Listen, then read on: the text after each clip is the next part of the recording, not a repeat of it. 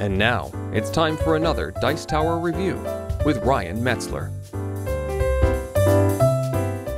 Hey everyone, it's Ryan Metzler here again, and today we're going to be taking a look at another solo game. And you'll probably note that I mentioned before, solo games are not really my forte. But at least this one's not a solo war game, it's a solo dungeon crawl. And it's called Dungeon Crawler. It's a collectible style card game, although from what I've seen so far, the cards that you get when you buy them are actually in a more living card game style where you actually know exactly what you're getting when you buy it. And it's going to be about completing quests by fighting through a dungeon using your own deck of what are called crawler cards. So, now that I've given you a real brief overview of what this game entails, let's take a look at what comes inside this starter box, how the game plays, and what my thoughts are on it as a game. So the basic set of Dungeon Crawler, which is what I showed you in the intro, is going to come with 4 types of cards, and then it's going to come with a bunch of tokens. These 4 types of cards are going to represent everything that you're going to be using in the game. And so the first ones that we have are adventurer cards. And you'll see here, we have these adventurer cards. So we have the Gold Dwarf Warrior, or the Gypsy Stormcatcher, the Gypsy Thief, a Wood Elf Scout, and a Keldornan Cleric.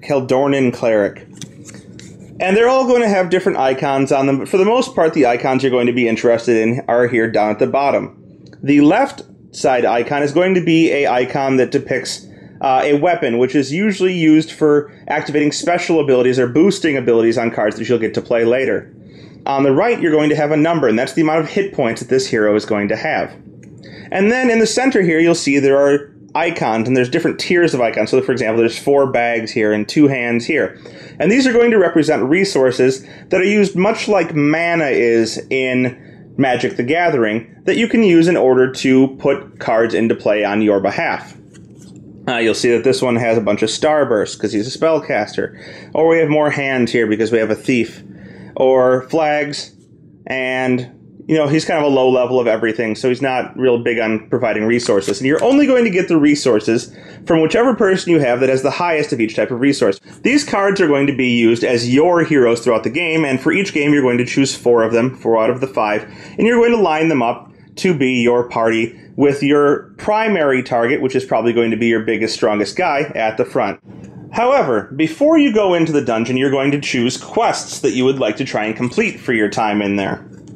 And you're going to see that there are 5 different quests included in the base game, and I'm going to guess that there's going to be more of these coming in future expansions. And you can see they have a title at the top, and then at the bottom they have a requirement that you must complete in order to finish the quest and be successful. So this one says, get 3 cost 3 or higher characters into play. And characters are going to be bad guys. Don't confuse your heroes with characters. You need to get 3 very expensive, very bad guys into play in order to win. But they only need to be there, not to be killed. We also have, get 30 characters in the grave. That means you're trying to kill 30 bad guys. Or, complete the win condition for trap named Damsel. There's a trap in the deck somewhere called the Damsel. And when she comes into play, if you complete her win conditions, you complete this quest. So you're going to choose 3 of these, and you can decide how many of them you want to be able, or to have to finish. They suggest 1 for a beginner, so if you complete 1 of your 3 quests, you win. 2 if you're trying to be the normal level of game, and then all 3 if you really want to be hardcore. So you choose 3 of those and you set them aside. Getting into the meat of the game is the dungeon deck, and the dungeon deck is going to be most of the cards that you're going to be fighting against, or all of the cards, and there's going to be different types. So you can see this one here is a creature. It has a cost of 1, so remember I said there are costs, and then it has a 3 attack and a 1 defense, and they call this power and stamina. Its melee attack is supernatural, and it enfeebles a target, which is going to be an effect that's written in the rulebook. I'm not going to go over all of the effects. And so aside from creatures, you're also going to have other cards, such as event cards, and this one, event card, is called Bad Luck. And it says that each 0-cost crawler card, which are going to be your cards that you're using, in play gives all characters +1 power, so it's going to make them hit harder. Scrolling through, you'll see that we have things like terrain cards. Terrain cards have a time limit, or this one has a time limit, meaning that it will stay in play for a certain amount of time. And all characters and adventurers with stealth or ranged gain +2 power. So this could either benefit you or the guys in the dungeon and make them harder. And stealth means they can't be hit as long as another target is there. Keeping going, we have traps. So we have Poisonous Dart Trap, and this one has an attack of 5, and it also poisons, which means that it's going to deal an additional wound to whoever gets hit by it at the end of a round. And that's most of the cards that you're going to have in here, and like I said, some of these traps will be particular quest rewards, so the Damsel may be in there somewhere, and you're going to want to try and get through this deck, either killing guys or completing your quests in order to win the game. And in order to do this, you're going to be using your adventure deck. So here we go, the crawler deck, that's what it's called. And it's going to have several different things in it. So again, we have tactics, and tactics are going to allow you to modify gameplay. So this removes a character of cost X from play and restock it. And X is whatever you decide to spend in the terms of flags. You have ropes, which allow you to remove locks and adventure cards caused by trap cards or terrain cards. And locks are going to prevent your guys from being used for a turn.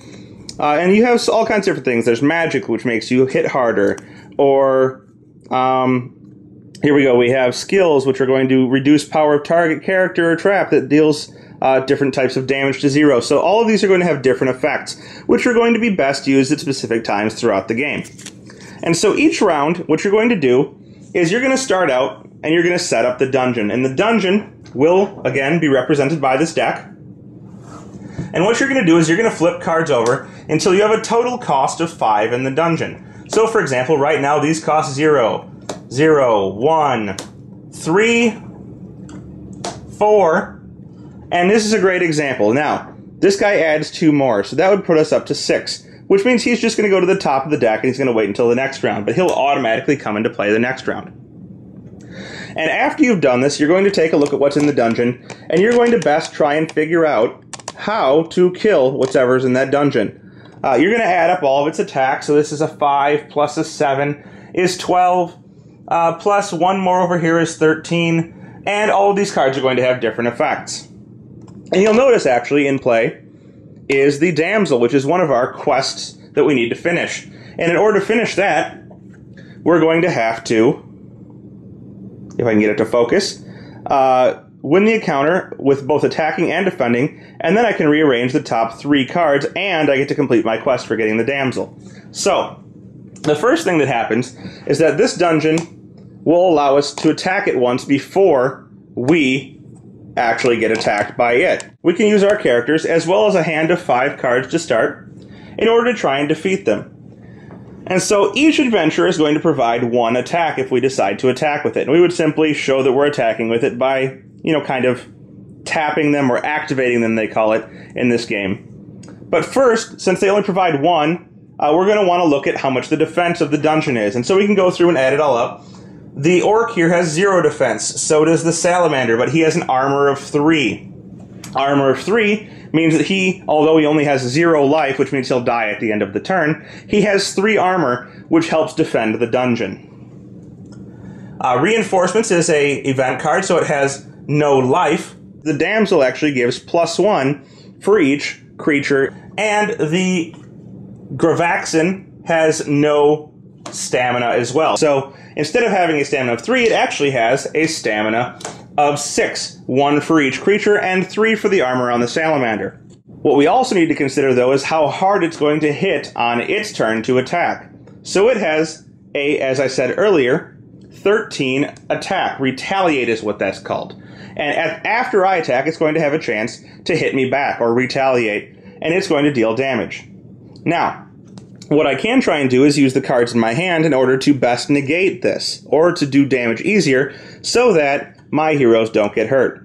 So this is going to give me +1 power, which means that if I were to attack with one of my guys, which is 1 power, I could use this card by playing it by the guy that has magic, thus the Starburst symbol, to deal 1 more damage, and that would do 2. This card here, which is Teamwork, allows me to gain 1 power, stamina, or maximum source for each active adventurer. So, for example, I could use this again, using the flags, so I would put this by the guy that has the most flags, and he would add another power to my guy. So in order to get all the way up to 6, let's say, for example, I decided to activate my 3 other heroes. That gives me 6, and I can deal 1 wound to someone, so I'm going to send the orc to the discard pile.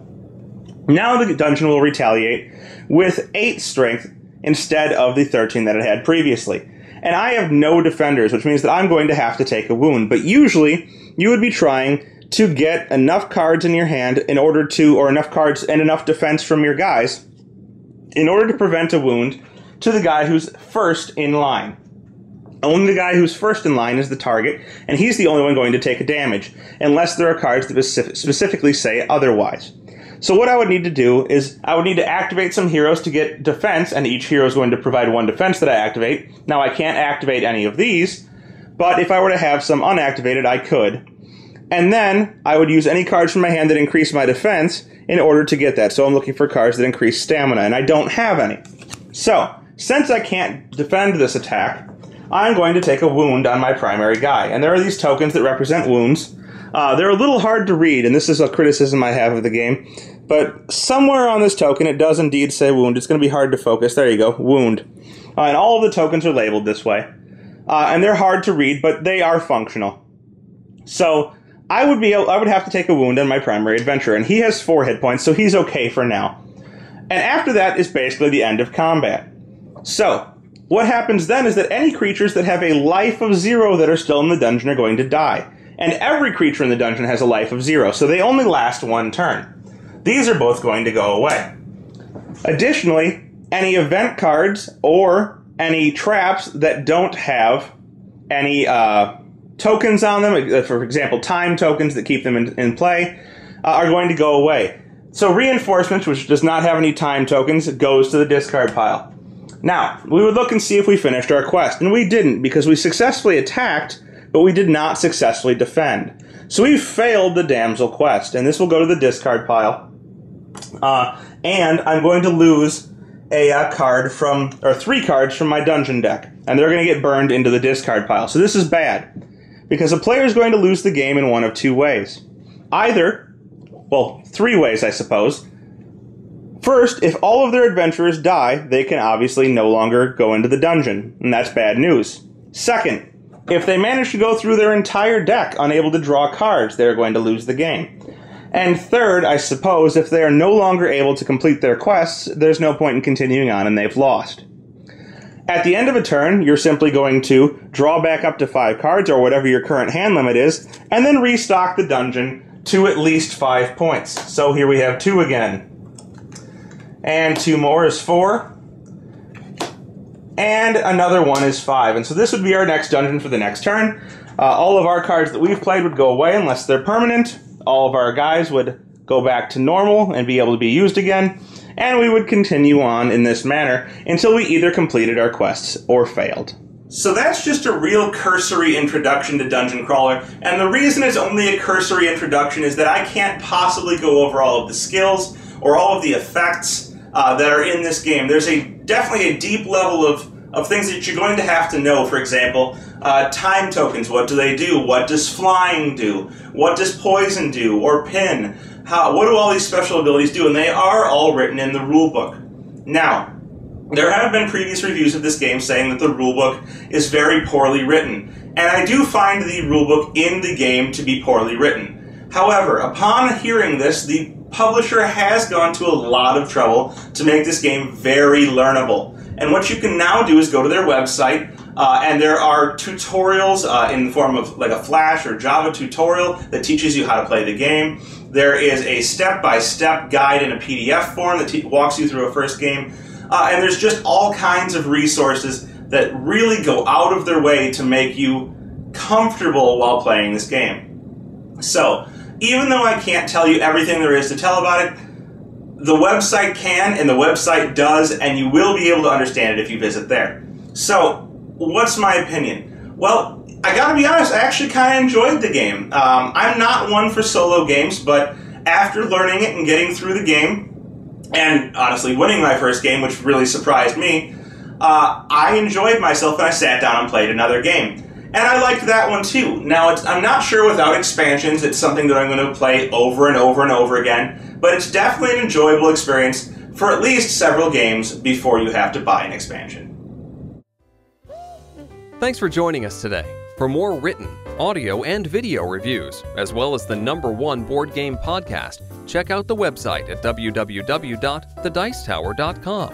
Until then, this is Eric Summerer, and you've been watching The Dice Tower. Yeah?